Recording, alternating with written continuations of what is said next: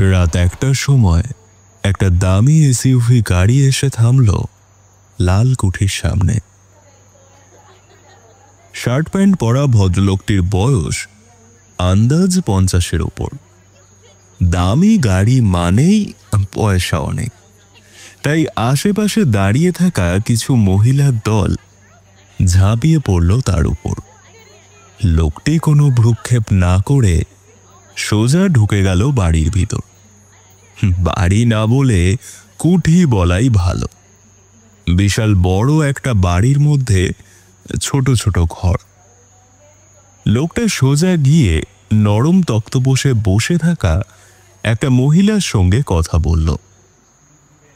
यहाँ पे सबसे चीक लड़की मेरी होनी चाहिए, ठीक है? ये लो पैसे। এই বলে একতারা নোট পকেট থেকে বের করে ওই মহিলার সামনে ধরল।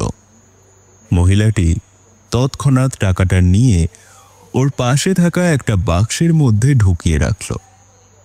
তারপর বলল, आप तो बड़ा समझदार है। यहाँ से सीधा जाओ और फिर दाहिने तरफ। समझदारों के लिए यही काफी है। এই বলে লোকটা আবার পকেট থেকে কিছু নোট বের করে ঘষে সেটাকে আবার পকেটে ঢুকিয়ে নিল। তারপর সোজা ঢুকে গেল নীল অন্ধকারের মধ্যে। লোকটা ঘরে ঢুকতেই মেয়েটা চমকে উঠল।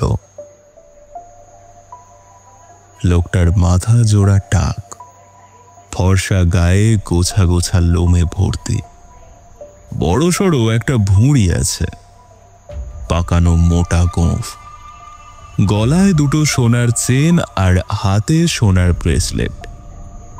এইটুকুই দেখার সময় পেয়েছিল, কারণ এর পরেই লোকটা ঘরের দরজা বন্ধ করার সঙ্গে সঙ্গেই মেয়েটার উপর ঝাঁপিয়ে পড়ল ক্ষুধার্ত হায়নার মতো।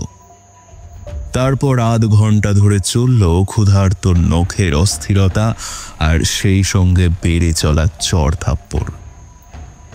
মেয়েটা সেই পৈশাচিক নখের আঁচড় থেকে নিস্তার পেতে চিৎকার করতে লাগল। কিন্তু এই কুঠিতে কে শুনবে সেই চিৎকার?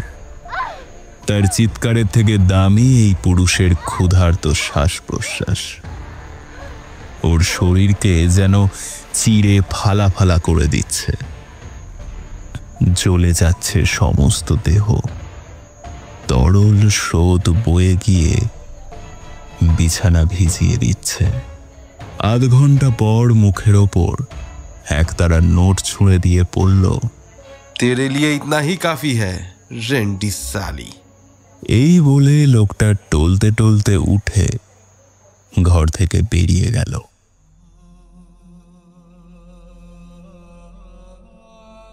আমি ভ্রমর, হ্যাঁ এটাই আমার আসল নাম।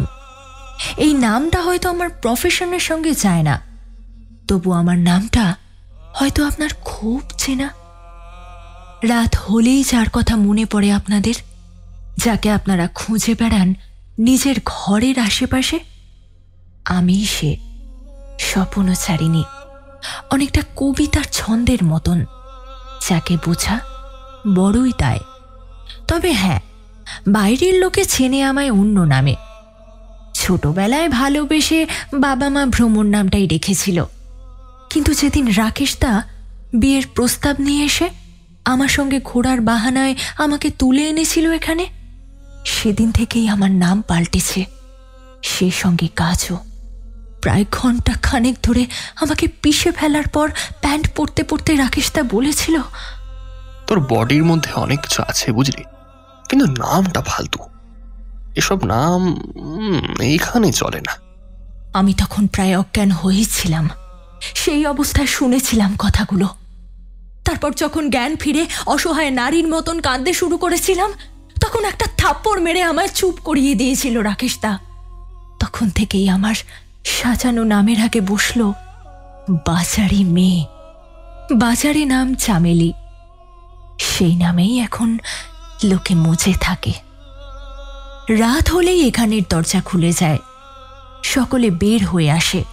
কেউ শাড়ি, কেউ আবার রাজকীয় লেহেঙ্গা। তবে সকলের পোশাক হাঁটু পর্যন্তই বরাদ্দ। পায়ের নখ থেকে কপাল পর্যন্ত সব চাকচিক্যে ভরা, যাতে পথ চলতি পুরুষের নজর সব তাদের উপরেই পড়ে। ওই যে কথায় আছে না, শুধু দেখলেই হবে, খরচা আছে। আমাদেরকে তাই একবার দেখলে খরচ নেই ঠিকই, কিন্তু ভালোভাবে খুঁটিয়ে দেখবার জন্য খরচ আছে। ক্ষুধার্ত নখের আঁচড় খেয়ে সম্মান খুইয়ে টাকা পাই ঠিকই, কিন্তু যন্ত্রণা আর সম্মানের কাছে তা কিছুই নয়। তবে একজন ছিল যে আমাকে ব্যথা পেতে দেয়নি, মরতে দেয়নি, আমায় বারবার বাঁচিয়ে রেখেছে। মনে হয় যেন সে আমার কত কাছের, কিন্তু ওই যে চৌকাঠ পেরোলে তার ঠিকানা জানি না। আমিও এই চৌকাঠ ছেড়ে বেরোইনি। বাইরের জগৎকে ভয় লাগে, ওদের ভাষায় জিসম কা সওদা করতে পারি না। তাই আমি হয়তো এখনো গণিকার পদমর্যাদা পাইনি। আমি জানি এসব জায়গা শরীরের সঙ্গে মনকে মেশালে হবে না, এখানে আবেগের কোনো জায়গা নেই, কিন্তু আমি যে অন্য ধরনের। তাই বোধহয় আমাদের পাড়ার টুকুর বাবা এসে আমার বাবাকে বলেছিল, মেয়েকে একটু চোখে চোখে রেখো, দিনকাল তো ভালো নয়, কার যে কোন দিকে নজর তা তো বোঝাই যায় না বাবু। এমন সুন্দরী মেয়ে ঘরে থাকলেও তো বিপদ। বাবা সেদিনের পর থেকে আমাকে আর বেশি বেরোতে দিত না, কিন্তু বাবা বুঝতে কিছুটা ভুল করেছিল। একদিন সন্ধ্যায় বাড়ি ফেরার পথে টুকুর বাবা আমার রাস্তা আটকে দাঁড়ালো। তারপর কেমন যেন লোলুপ দৃষ্টি দিয়ে আমার গোটা শরীরের দিকে দেখল। আমি অনেক অনুনয় করেছিলাম, কিন্তু কোনো লাভ হয়নি। সে তর্জনী দিয়ে আমার মুখের উপর হাত বুলিয়ে বলেছিল, বলেছিলাম অমন দুধের শিশুটাকে বাইরে বের না করতে, এখন পড়লি তো দুষ্টু লোকের পাল্লায়। ভ্রমর, হ্যাঁ, আয় না আমার কাছে, আয় আয় না। আমার কানে আর একটা কথাও ঠোকেনি। কোনো সম্মানীয় লোক যে এরকম করতে পারে তা আমার ধারণার মধ্যেও ছিল না। সমস্ত বোধ যেন অবলুপ্ত হয়ে গেছিল আমার। আমি এক ছুটে বাড়ি গিয়ে সেদিন দরজা বন্ধ করে বসেছিলাম। আমার গোটা শরীর থরথর করে কাঁপছিল। বাবা মাকে বলেছিলাম, কিন্তু তারপরেই তারা রাকেশ তার সঙ্গে আমার বিয়ে ঠিক করে। সেদিন খুব খুশি হয়েছিলাম, ভেবেছিলাম এবার হয়তো আমার দুঃখের দিন শেষ, আমার স্বামী হয়ে সে আমাকে রক্ষা করবে। কিন্তু সেদিনই ছিল শুরু। বেশ মনে আছে, এই লালকুঠিতে আসার পর চোখ খুলতেই দেখি আমার সামনে এক মহিলা খাটিয়ার উপর আধশোয়া হয়ে সিগারেট টানছে, আর তাকে ঘিরে রয়েছে কয়েকজন মেয়ে। তাদের প্রত্যেকের পোশাক ছোট, কেউ হাসছে, কেউ আবার করুণার চোখে আমার দিকে তাকিয়ে আছে। চারপাশে তাকিয়ে দেখলাম গোটা ঘর সিগারেটের ধোঁয়ায় ভারী হয়ে আছে। আমাকে দেখে খাটিয়ায় বসে থাকা মহিলাটি বলল, यही रहेगा, यही खाएगा और आने वाले सबको तेरा जिस्म देगा।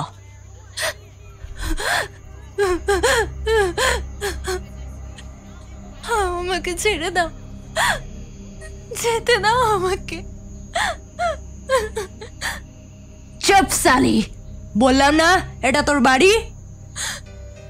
দয়া করে আমাকে ছেড়ে দাও তোমরা।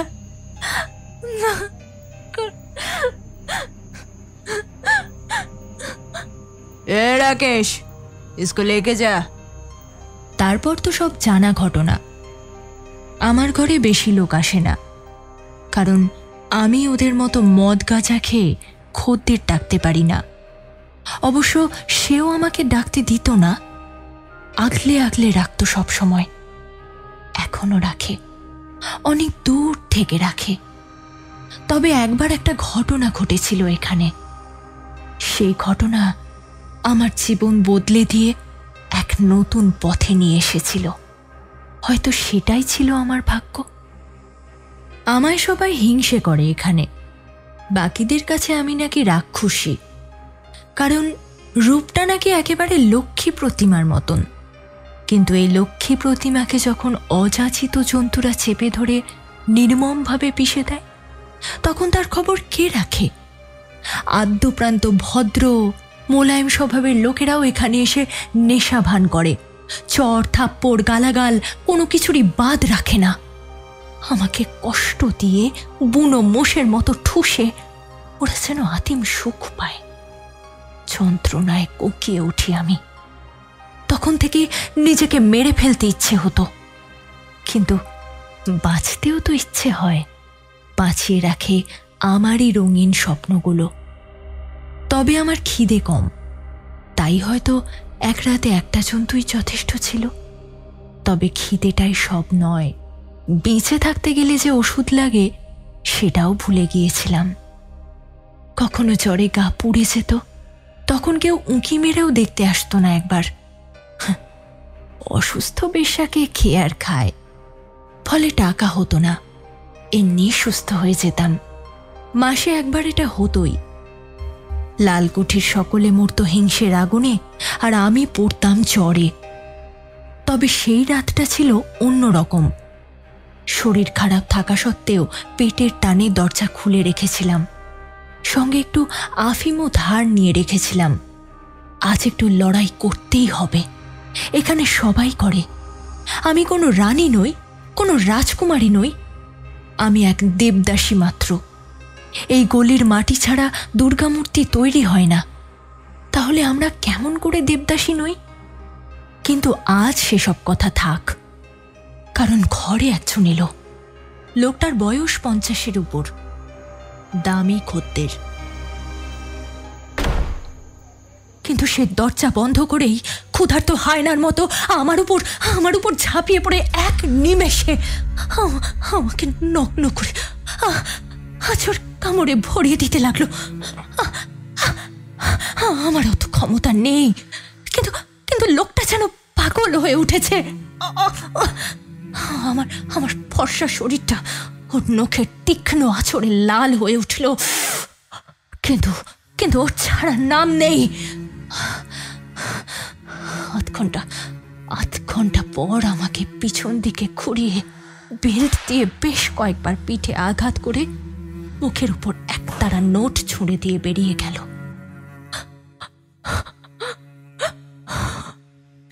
কি ভয়ানক ব্যথা করছে তলপেটে।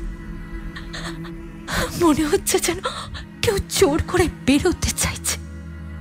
একটু আফিম নিলাম, কিছুক্ষণ পর ব্যথা কমতে লাগলো। তবে একটা গরম রক্তের স্রোত নিচ দিয়ে বয়ে চলেছে, সেটা বুঝলাম। আবার একজন এলো, এসে হুকুম করলো, দরজা বন্ধ করো। করো? তুমি করে ডাকলো? তার চোখের দিকে দেখলাম, মুখটা হালকা দাড়িতে ভর্তি, মুখে একটা কাঠিন্যের ছাপ আছে। ঘরে ঢুকেই সে মাথা নিচু করে বসে রইল, তার শরীরটা কাঁপছে। আমি গিয়ে বললাম, কিরে বাবু, কিছু করবি না? যদি না করিস টাকা দিয়ে চলে যা। আমার মন শান্ত নেই, আমার কাছে এসে আমাকে একটু শান্ত করো। আমি গিয়ে তার কোলে বসলাম। তার কথাবার্তা শুনে কোনো মতেই মনে হয় না যে সে কোনো খারাপ লোক, কিন্তু এখানে তো ভালো কেউ আসে না। তবে সকালে ঘুম ভাঙল। কখন যে নিজের অজান্তে ঘুমিয়ে পড়েছি জানি না। উঠে দেখি পাশে একটা চিঠি আর কিছু ওষুধ। দেখে অবাক হয়ে গেলাম। সঙ্গে লক্ষ্য করলাম আমার বিছানাটা রক্তে লাল হয়ে গেছে, সঙ্গে অসহ্য যন্ত্রণা হচ্ছে, গায়ে জ্বর ভাব। সন্ধেতে দরজা বন্ধই রইল। ভিতর থেকে ছিটকিনি দিয়ে রেখেছিলাম। জ্বরে গা পুড়ে যাচ্ছে, কিছু রান্না করতে পারিনি, ঘুমিয়ে পড়েছিলাম। একটা পরিচিত কণ্ঠের ডাকে ঘুম ভাঙল। দেখি সে বসে আছে। বলল, তোমরা নিজেদেরকে এত কষ্ট দাও কেন? খেয়ে নাও এটা, আজ আমি না এলে তো মরেই যেতে হয়তো। আজকে ওষুধগুলো খাও, আর আমি যতদিন না বলবো ততদিন কোনো কাস্টমারকে ঘরে ঢুকতে দেবে না।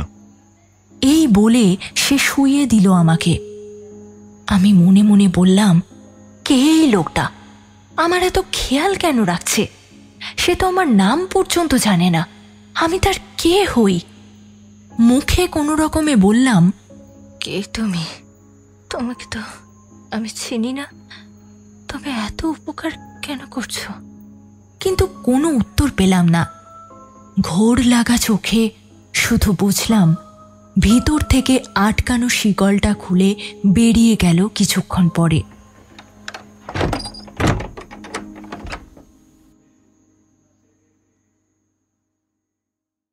ঠিক 3-4 দিন পরের কথা। অনেকটাই সুস্থ লাগছে, কারণ রাতে সে আসে, দেখভাল করে আমার।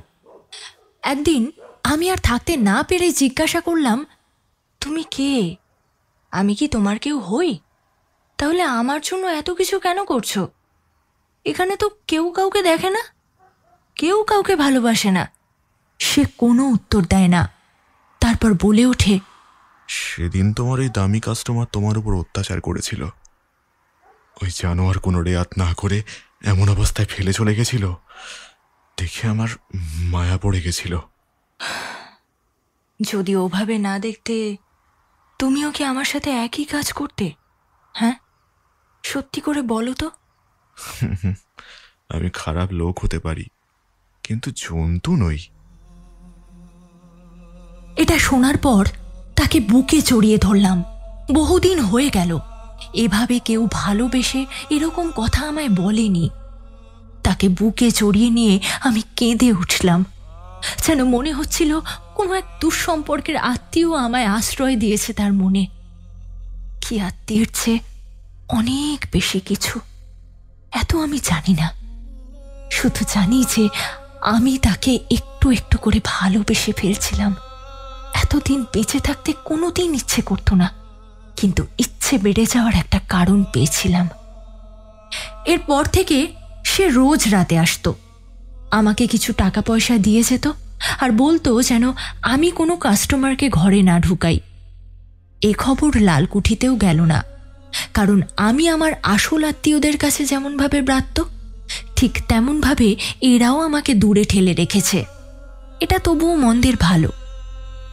কিন্তু একটা জিনিস আমি বুঝতে পারছিলাম না, আমার উপর ওর কিসের মায়া? কেনই বা আমার মতন একজন বার বনিতাকে সে এত সাহায্য করছে? এত টাকা সে পাই বা কোত্থেকে?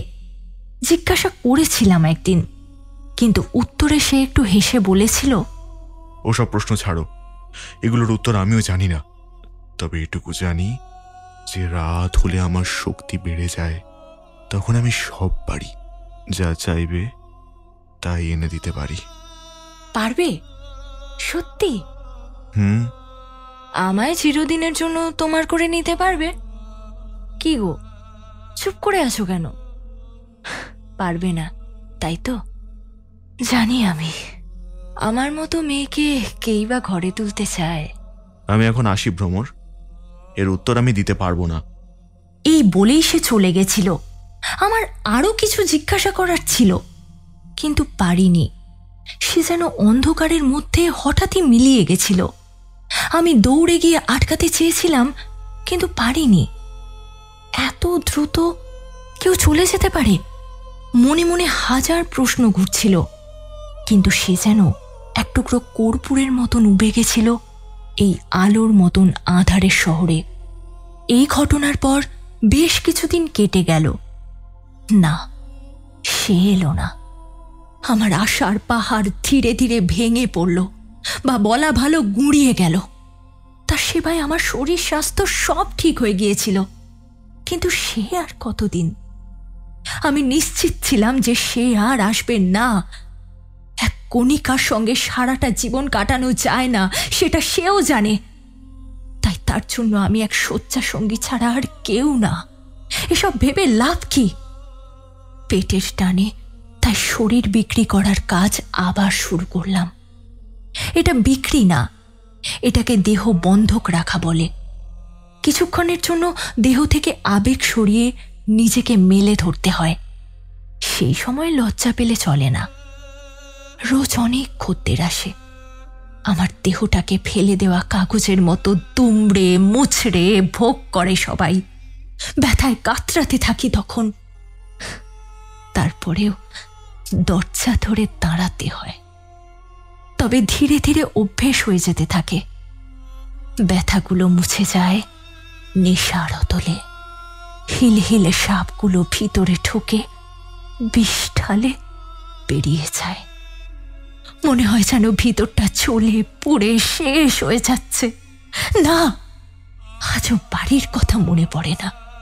সেসবও ছিল দুঃস্বপ্নের মতো। রাত যত বাড়ে সেগুলো একটু করে ভুলে যেতে থাকি। আফিমের নেশায় বুঁদ হয়ে যাই। কে যে আসে আর কে যে জোরে থাপ্পড় মেরে যায় কিছুই মাথায় ঢোকে না। সে চলে যাওয়ার 15 দিন পর বাইরে এসে যখন দাঁড়ালাম, তখন সামনে দিয়ে হেঁটে যাওয়া দালালের মুখে একটাই প্রশ্ন ছিল, আজ হঠাৎ বাইরে কেন? আমার পাশের ঘরে থাকা মেয়েটি এসে জিজ্ঞাসা করেছিল, কেমনে থাকো একা একা? কাস্টমার নাও না, পেট চলে? এতদিন ধরে দেখছি তোমার ঘরে তো কাউকে যেতে দেখিনি বাবু। এত টাকা পাও কোত্থেকে? আমি শুনে তাজ্জব হয়ে গেছিলাম। তবে কি কেউ তাকে দেখেনি? সবটাই কি মনের ভুল? আফিমের নেশা? সে উত্তর খুঁজতে যাওয়ার ইচ্ছেটা এবার বেড়ে যেতে লাগলো। কিন্তু এমন কিছু সময় আসে যখন সব ইচ্ছে থমকে যায়। একদিন রাতে নিজের বিছানায় বসে আছি। হঠাৎ একসঙ্গে 3 জন লোক ঘরে ঢুকলো। মুখ থেকে মদের গন্ধ বের হচ্ছে ভয়ানক। সেদিন আমার হুঁশ ছিল ভালোই। আমি প্রতিবাদ করলাম যে একসঙ্গে 3 জনকে সম্ভব নয়, কিন্তু তারা শোনে না। দরজাটা কোনো রকমে আটকে দিয়েই শুরু করলো অমানসিক অত্যাচার। প্রথমেই আমার গা থেকে শাড়িটা টেনে খুলে ফেললো।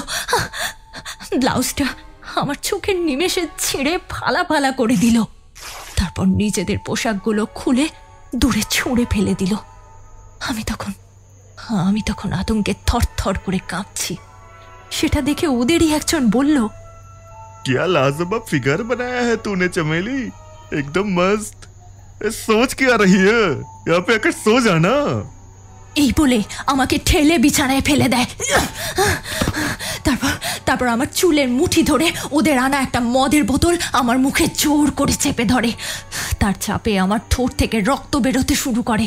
কিছুটা মদ খাইয়ে তারপর বাকিটা আমার নগ্ন শরীরের উপর ঢেলে গোটা শরীর ভিজিয়ে দেয়। আমি বেশ বুঝতে পারছিলাম আমার শরীর অবশ হয়ে আসছে।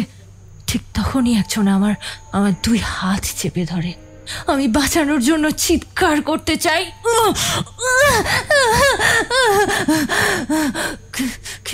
কিন্তু এবারেও কোনো লাভ হয় না। একটা নৃশংস হাত আমার মুখে ঢুকিয়ে দেয় একদলা কাপড়। কিন্তু তখনও অত্যাচারের আরো কিছুটা বাকি ছিল।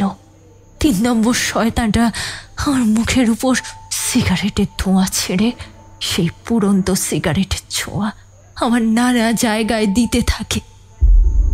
এমনকি আমার গোলাপি অংশ, আমার চোখ পেটে কান্দা বেরিয়ে আসছিল। সেই মুহূর্তে আমার মনে হচ্ছিল এই পৃথিবীর যেন সব কিছুই মিথ্যে। এখানে কোনো ভালোবাসার স্থান নেই। আছে শুধু পাশবিকতা আর নির্মমতা।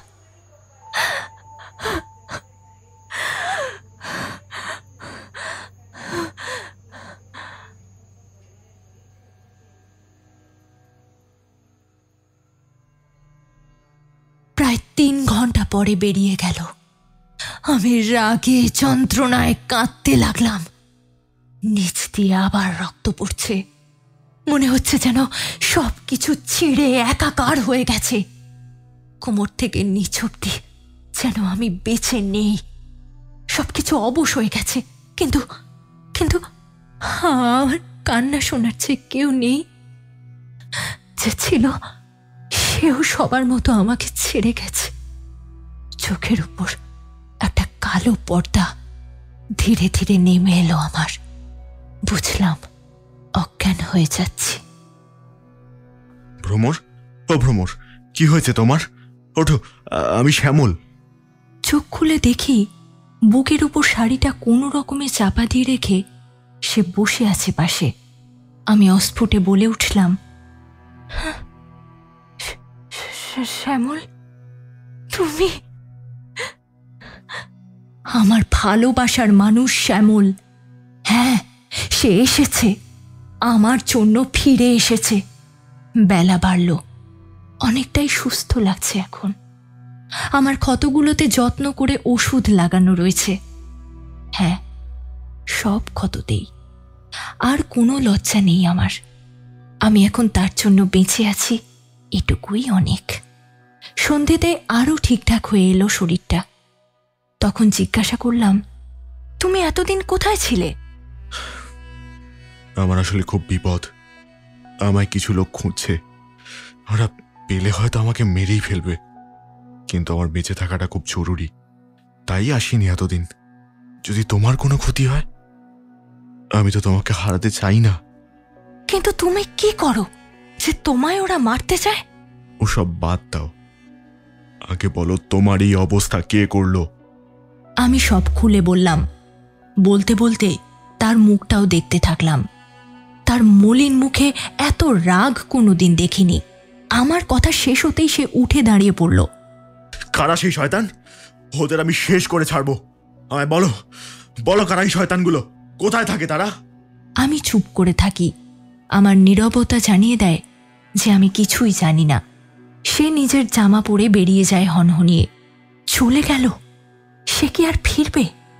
যদি এবার সত্যিই না ফেরে, তাহলে তাহলে আমি নিজেকেই শেষ করে ফেলব। পরদিন রাতে দরজায় কড়া পড়ল। ভোর 5টা বাজে। ঘুমোতে যাব ভাবছি, এমন সময় শ্যামল এলো, হাতে দুটো বড় সুটকেস। আমি জিজ্ঞাসা করলাম যে এতে কি আছে। সে বলল, এতে তোমার জন্য কিছু উপহার আছে।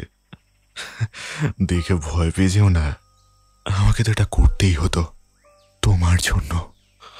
বলে সুটকেসের ডালাটা খুলল। আমি আতঙ্কে শিউরে উঠলাম। 3টে উল্টানো কাটা মাথা। সে হাসতে হাসতে একটা করে মাথা তুলে আমাকে দেখাতে লাগলো। এ যে তারাই যারা সেদিন আমাকে ধর্ষণ করেছে একটা জানোয়ারের মতো। আমার ঘেন্নায় গা গুলিয়ে উঠেছিল। আমি ভয় পেয়ে কোনো রকমে তাকে জিজ্ঞাসা করলাম, আমি তোমাকে প্রথম দিন থেকে জিজ্ঞেস করছি, কে তুমি? তুমি এদেরকে চিনলে কি করে? আমিও তো চিনি না এদেরকে। এদের ঠিকানা কিভাবে পেলে তুমি? হ্যাঁ, আর তুমি জানলে কি করে আমার নাম ভ্রমর? আমার নাম চামেলি নয়। এখানে তো সবাই জানে আমার নাম চামেলি।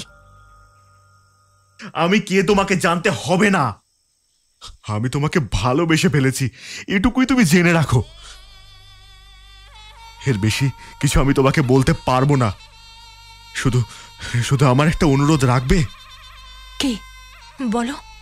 আমি এখন চলে যাচ্ছি, কিন্তু তুমি এই বাক্সটা নিয়ে এখান থেকে পালিয়ে যাও। ওর ভিতরে একটা ঠিকানা দেওয়া আছে, সেখানে গিয়ে থাকো। আমি সব ব্যবস্থা করে রেখে এসেছি। বলে বন্ধ করা বাক্সটা আমার দিকে এগিয়ে দিল। তারপর দ্রুত পায়ে আমি আসছি বলে চলে গেল। আমি আবার হতভম্ব হয়ে দাঁড়িয়ে রইলাম। কোথায় যাব? আমি কি এখান থেকে মুক্তি পেতে পারবো এত সহজে? যদি সত্যিই পারি, একটা চেষ্টা তো করতেই হবে ভেবে বাক্সটা খুলেই ফেললাম। দেখে আমার চোখ বিস্ময় আর ভয়ে স্তম্ভিত হয়ে গেল। বাক্সের ভিতরে থরে থরে 1000 টাকার নোট সাজানো রয়েছে, কিন্তু ঠিকানা কোথায় সেটাও তন্ন তন্ন করে খুঁজলাম, কিন্তু কিছুই পেলাম না। তবে সেদিন একটা কথা বুঝেছিলাম যে সে আর আসবে না। এবার আমাকেই তার কাছে যেতে হবে। কিন্তু কোথায় যাব, কিভাবে যাব? এই প্রশ্নগুলোর উত্তর এসেছিল কিছুক্ষণের মধ্যেই। হঠাৎ লক্ষ্য করলাম বাইরে দৌড়োদৌড়ি শুরু হয়েছে। বাইরে বের হয়ে এলাম। গিয়ে দেখি চারপাশে কালো ধোঁয়া উঠছে, আর দূরে সেই লাল কুঠিতে দাউ দাউ করে আগুন জ্বলছে। সকলে সেদিকেই ছুটে চলেছে। আমি কি করব ভেবে পেলাম না। মাথা কাজ করা বন্ধ করে দিয়েছে। কিন্তু না, এভাবে চুপ থাকলে চলবে না। এটাই তো শেষ সুযোগ। আর দেরি করলাম না, ভালো পোশাক পরে সুটকেসটা নিয়ে বেরিয়ে পড়লাম। রাতের আঁধারে এই ধোঁয়া যেন আমার ছদ্মবেশ হয়ে উঠল। সকলের নজর আগুনের দিকে। আমি সকলের অলক্ষ্যে পালিয়ে গেলাম। যেদিকে পারলাম দৌড়ালাম। জানি না কোথায় যাচ্ছি, এখন সেটা ভাবার সময় নেই।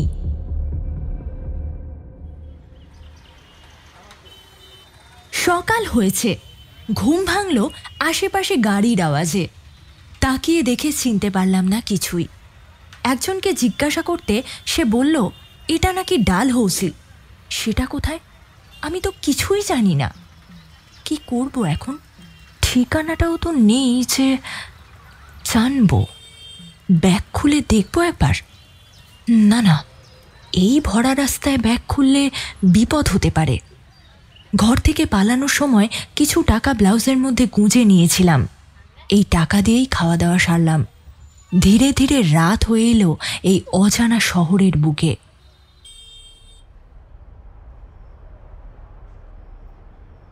রাত হতেই সেই সুটকেসের ভিতরটা খুঁজতে থাকলাম। ঠিকানাটা নেই, কোথাও নেই। না না, এই তো একটা কাগজ। এরপর প্রায় 5 দিনের চেষ্টায় একে ওকে জিজ্ঞাসা করে উঠে বসলাম বর্ধমানের ট্রেনে। তার মানে শ্যামল আমার জন্য বর্ধমানে অপেক্ষা করছিল, নাকি আবার কোনো এক আঁধারে ভেসে যাচ্ছি কে জানে। গিয়ে দেখলাম একটা বাড়ি। কোনো কিছু না ভেবে সেই বাড়িতেই ভাড়ায় উঠলাম। ঠিকানার নিচে ছোট্ট করে লেখা ছিল ওখানেই অপেক্ষা করো, আমি আসব। কিন্তু সে এলো না। 1 মাস গেল, 2 মাস গেল, কিন্তু শ্যামলের কোনো দেখা নেই। তার দেওয়া সুটকেস আর টাকাগুলোই যেন আমার কাছে তার শেষ স্মৃতি। সময় কেটে গেল অনেকটাই। টাকা শেষ হয়ে যাচ্ছে দেখে আমি বাড়িতে বাড়িতে ঝিয়ের কাজ নিলাম। বাড়ির মালিক আমায় বেশ পছন্দ করত। কাকু কাকিমা দুজনেই 60 ঊর্ধ্ব। একদিন উপরের ঘরে ডাকলেন কাকু। ঘরের কয়েকটা কাজ করে দিতে হবে। সত্যি বলতে ওরা কোনোদিন জিজ্ঞাসা করেনি আমি একা কেন থাকি, তাই ওদেরও বেশ পছন্দ হয় আমার। আমি ঘরে গিয়ে কাজ করতে লাগলাম। কাকিমা এসে গল্প করতে লাগলেন। তারপর ওনার ছেলের কথা উঠতে জানতে পারলাম ওনাদের ছেলে কলকাতাতে খুন হয়ে গেছে বছর 5 আগে। তার মৃতদেহ সৎকার করতে পারেনি কেউ। গঙ্গায় ওর আধখাওয়া মৃতদেহ নাকি পাওয়া যায়। আমি কৌতূহলবশতই জিজ্ঞাসা করে ফেললাম, আপনার ছেলের নাম কি? কাকিমা উত্তর করল, শ্যামল, এই যে ছবি। দেখে আমি স্তম্ভিত হয়ে গেলাম। এ তো আমার শ্যামল, যার জন্য আমি আছি এখানে। সে যদি 5 বছর আগে খুন হয়, তাহলে 5 মাসের আগে সেই লোকটা কে? মাথাটা কেমন যেন টলে উঠল। ঘরে এসে বসে রইলাম চুপচাপ। অশরীরী, মৃত্যুর পরেও আরেক জীবন। তাহলে কি সব সত্যি? কিন্তু কেন? আমি কে হই তার? তারপর মনে পড়ল সেই রাতে বন্ধ দরজা দিয়েও ঢুকে গেছিল। তারপর এত টাকা, ওই 3টে লোকের মাথা, সবই তাহলে শ্যামলের মৃত্যুর পরের ঘটনা। আমার জন্য যে অসাধ্য সাধন করেছে সেটা কোনো জীবিত মানুষের কাজ নয়। বুক ছিঁড়ে যেন কান্না বের হয়ে এলো।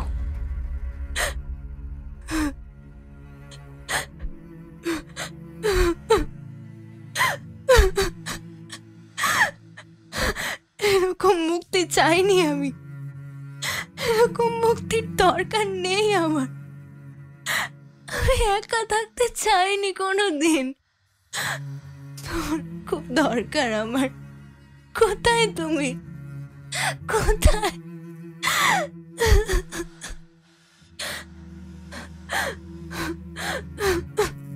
উত্তর আসবে না জানি, তবু কেউ যেন বলে উঠল, আমি তো আর আমার মা বাবার কাছে থাকতে পারলাম না, তাই তোমাকে ওদের কাছে পাঠিয়ে দিলাম।